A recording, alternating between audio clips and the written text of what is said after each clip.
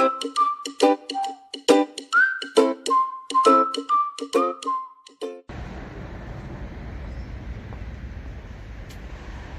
morning. As I rise on the final morning of my vacation in southern Italy, I just wanted to leave a few tips for those thinking about doing a driving holiday from Naples to Amalfi and beyond. Okay, firstly, if you're not used to driving on the right hand side of the road in a left hand drive car, then this journey may not be for you. Yeah, so consider that carefully. If you're like me, from the UK or a country that drives on the left hand side of the road, it's quite a different experience. Everything's the wrong way around, and I think you should consider that carefully, because if you're landing in Naples, you're going to be in an extremely busy city, and then from the get-go, Naples doesn't let up. Things move fast and furiously, people really close to you, and if you're not comfortable driving in close proximity with other drivers along narrow streets, then maybe a driving holiday is not for you. Number two, if you're deciding to rent a vehicle, I found that smaller the better. If you're planning on doing the Amalfi Coast, it doesn't make sense doing it in a BMW or Mercedes executive vehicle.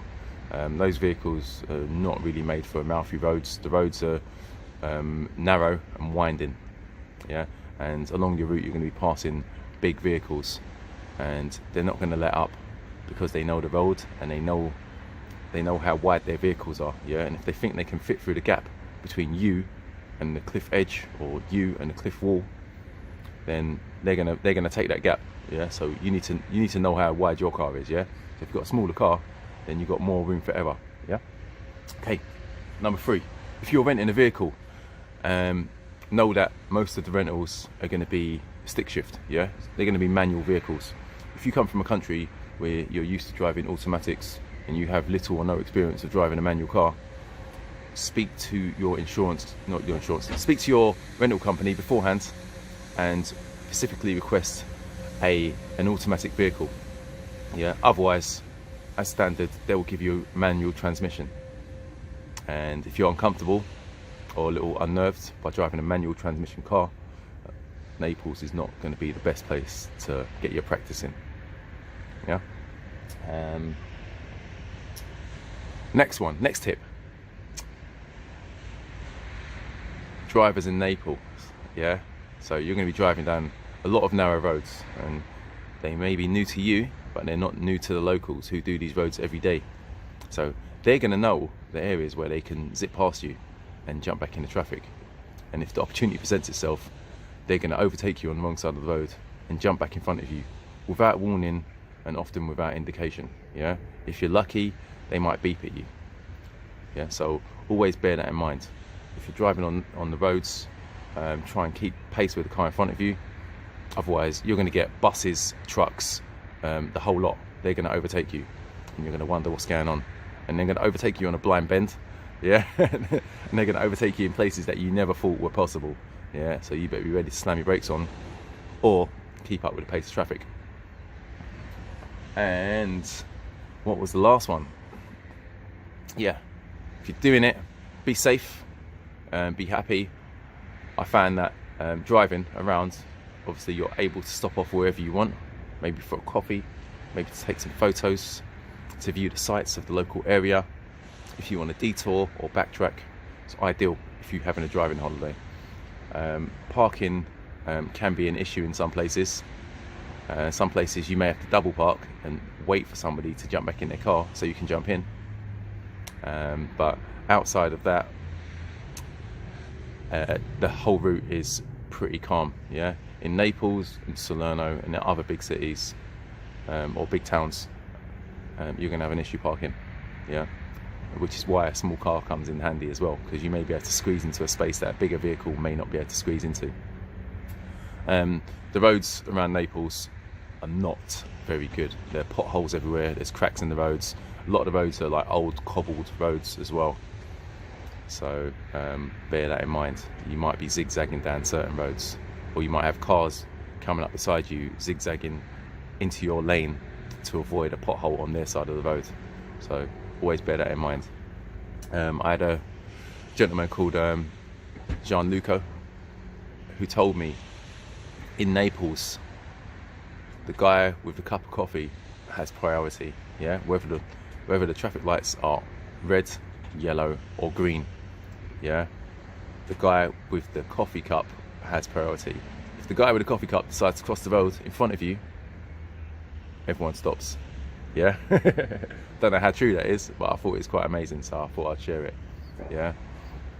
If you've got a coffee cup and you're walking across the road, you have priority, yeah. Nobody's looking at lights. Red light means slow down and go. Yellow and green mean go, yeah. Zebra crossings, yeah, at zebra crossings or pedestrian crossings, drivers are only stopping if you're committed to crossing that road, yeah. So you literally have to step out into the traffic and then, be confident with it and then cross the road. The drivers will stop, yeah. If you're standing there waiting for drivers to stop, you're gonna be standing there all day because nobody's stopping for you, yeah. The only way they're gonna stop is if traffic permits and they have nowhere else to go, and then you can cross, yeah. So be sure about yourself, be confident, be vigilant if you are walking the streets of Naples, and be safe and be happy. One last thing I want to mention as well, before you come to Naples, you may look online about the safety and security in Naples after dark.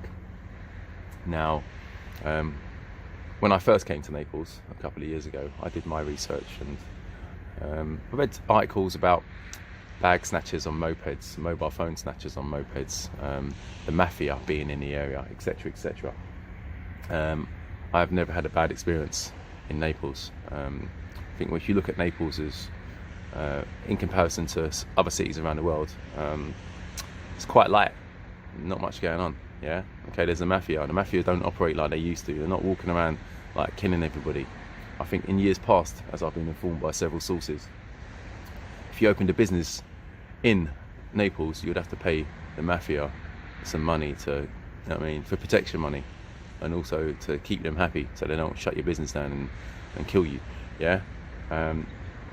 Over the years, the mafia has washed all their dirty money, so it's all clean, and all their money's in properties now. So, and where there were several mafias before, I believe there's only one big mafia now, and they don't operate in using the same format as they did of years prior.